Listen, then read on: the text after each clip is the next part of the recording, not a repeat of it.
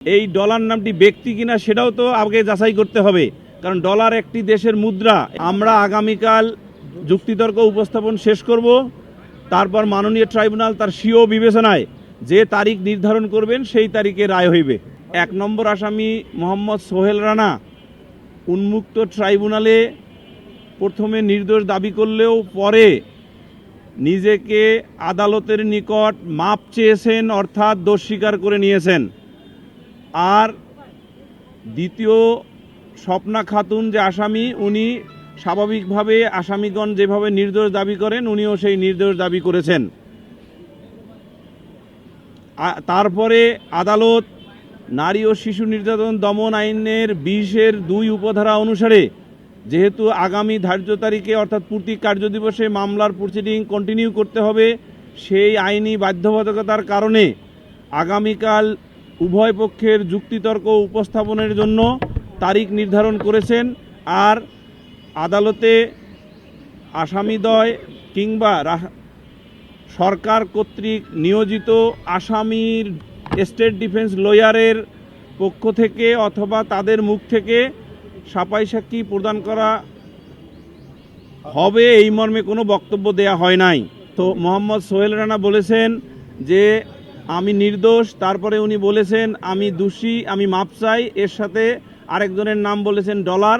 কিন্তু আমরা আগেই বলেছি যে রেকর্ড বহির্ভূত কোনো ব্যক্তির নাম যদি কোনো আসামি বলেন, সেইটা আসলে আদালতের প্রসিডিংয়ে বিবেচনাযোগ্য বিষয় না। এই ডলার নামটি ব্যক্তি কিনা সেটাও তো আগে যাচাই করতে হবে, কারণ ডলার একটি দেশের মুদ্রা এবং অনেক দেশে এটা চলে। কার নাম কি সমাচার ডিটেলস বলতে হয় 164-এ। এই 164-এ যখন ডিটেলস বলবে একটা ব্যক্তি এবং তার ব্যক্তির ঠিকানা সম্পর্কে, তখন আইও পুলিশ রেগুলেশনের 283 রেগুলেশন অনুসারে এই ব্যক্তির সম্পর্কে তদন্ত করে সিদ্ধান্ত নিতে পারেন। যেহেতু ম্যাজিস্ট্রেট কর্তৃক রেকর্ডকৃত বিধিবদ্ধভাবে এবং আইন অনুযায়ীভাবে রেকর্ডকৃত 164 অর্থাৎ কনফেশনে, আসামির কনফেশনে এই ধরনের শব্দ নাই। আমি এটা নামও বলবো না, কারণ এটা একটা মুদ্রার নাম। এই নামটি বা এই শব্দটি, নামটি বলতে মুদ্রার নাম, অনেক ক্ষেত্রে ব্যক্তির নামও হতে পারে, বাট আমরা এখানে আইনের ভাষায় বলবো একটি শব্দ। সেই শব্দটি যেহেতু 164-এ নাই, সেহেতু এই বিষয়ে আমাদের বক্তব্য ক্লিয়ার।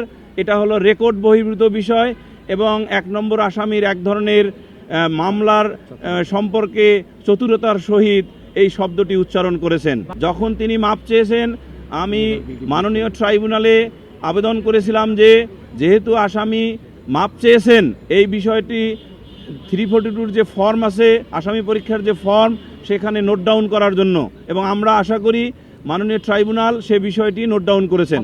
আমরা আগামীকাল যুক্তিতর্ক উপস্থাপন শেষ করব, তারপর মাননীয় ট্রাইব্যুনাল তার স্বীয় বিবেচনায় যে তারিখ নির্ধারণ করবেন সেই তারিখে রায় হইবে।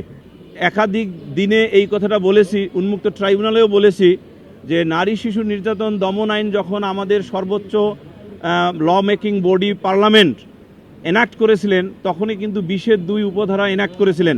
হয়তো এই আইনটির চর্চা আমাদের দেশে কম হয়েছে জন্য এটা আপনাদের কাছে বা মানুষের মাঝে একটু মনে হতে পারে দ্রুত, কিন্তু আসলে তা না। এই আইনটির উদ্দেশ্য ছিল যখন কোনো নারী শিশু নির্যাতন দমন আইনের মামলার বিচার শুরু হইবে, ওই আইনেই বলা আছে প্রতি কার্যদিবসে একটানা চলিবে, এবং ওই আইনে আরও একটি কথা বলা আছে যে সেশনস মামলার ন্যায় এই মামলা চলিবে। পার্লামেন্টের যেমন সেশনস ডাকা হলে পার্লামেন্টের সেশনস কিন্তু কন্টিনিউয়াসলি চলে। এই দায়রা মামলা অথবা নারী শিশু নির্যাতন দমন আইনের অধীনের মামলা একইভাবে চলার নিয়ম। এ কারণেই দি দেন কনসার্ন যে পার্লামেন্ট 2000 সালে নারী শিশু নির্যাতন দমন আইন যখন এনাক্ট করেছেন, তখনই জ্ঞাতসারেই এই মামলাগুলোর দ্রুত বিচারের নিমিত্তে 20-2 সংযোজন করেছিলেন।